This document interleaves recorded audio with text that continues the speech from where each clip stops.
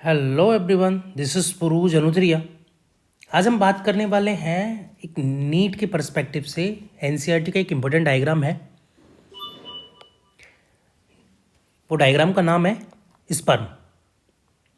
ठीक है, डायग्राम का नाम क्या है? स्पर्म। तो स्पर्म के कितने पार्ट होते हैं मेन? पहला पार्ट होता है हेड, दूसरा पार्ट होता है मिड पीस, मिडल पीस, तो तीसरा पार्ट होता है टेल। स्पर्म जो है, अपना स्पर्म जो है वो तीन हिस्सों में बटा होता है। पहला हेड, दूसरा मिडल पीस, तीसरा टेल। सबसे पहले अपन बात करते हैं हेड वाले पोर्शन की। तो हेड वाले पोर्शन में क्या होता है? ये जो दिख रहा है आपको पर्पल कलर का, ये होता है एक्रोसोम। पर्पल कलर का जो दिख रहा है उसको क्या कहा जाता है? एक्रोसोम कहा जाता है। ठीक है, एक्रोसोम का काम क्या होता है? ये एक्रोसोम जो है वो डाइजेस्टिव एंजाइम्स रखता है। यानी कि जब ओवम से कनेक्ट होगा तो ऊपर क्या होगा? लेयर्स होती है, उन एंजाइम्स के थ्रू उस लेयर को तोड़ा जाता है। ठीक है, इन एंजाइम्स के थ्रू उस लेयर को तोड़ा जाता है। तो एक्रोसोम का काम क्या हो गया? एंजाइम रखता है, डाइजेस्टिव एंजाइम्स रखता है जो उस लेयर को तोड़ सके।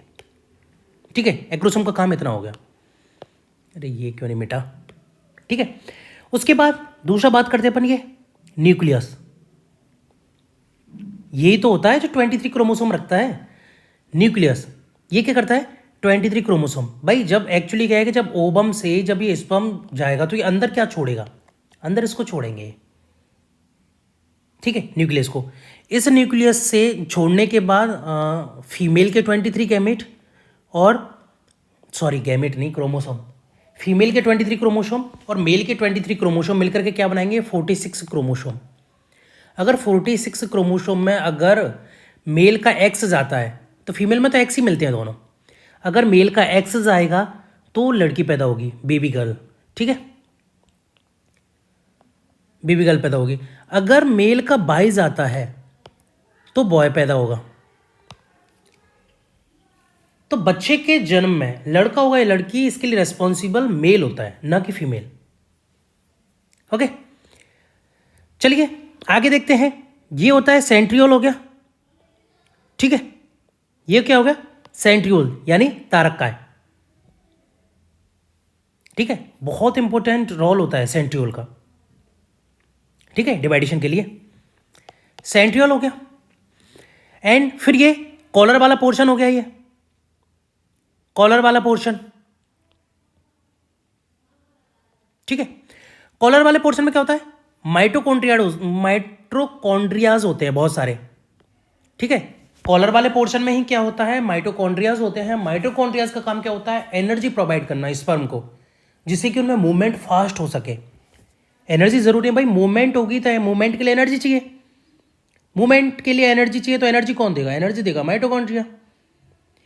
तो ये जो रेड रेड में है, ये ढेर सारे ये माइटोकॉन्ड्रियाज हैं।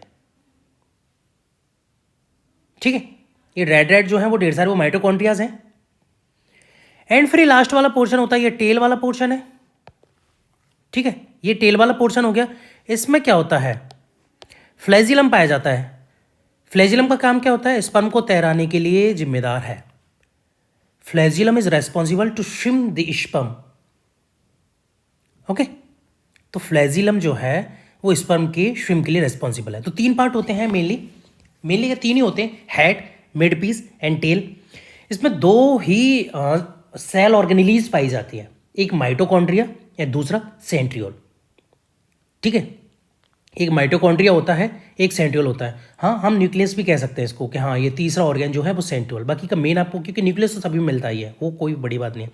आपको याद क्या रखना है? इस पर में माइटोकॉन्ड्रिया मिलेगी एनर्जी के लिए, सेंट्रियोल मिलता है डिवाइडेशन के लिए। दो मेन ऑर्गन मिलते हैं, बाकी का और कुछ नहीं। एक्रोसोम का जो काम होता है वो डाइजेस्टिव जो एंजाइम्स होते हैं उनको कंटेन करने का काम होता है। यानी कि अगर वो किसी से भिड़ेगा, ओवम से भिड़ेगा, तो जो बाहर की लेयर उनको तोड़ेगा तो क्या एंजाइम रिलीज करेगा, लेयर टूट जाएगी, घुसता जाएगा अंदर। ठीक है, न्यूक्लियस को रिलीज कर देगा। न्यूक्लियस में 23 क्रोमोसोम्स होते हैं। बस इतना ही होता है। तो चलिए फिलहाल के इतना ही। आज आपका एक इंपॉर्टेंट डायग्राम था, इस पर वो कंप्लीट होता है। आगे हम फिर आएंगे आपके लिए एक नया डायग्राम लेके। तब तक के लिए थैंक यू।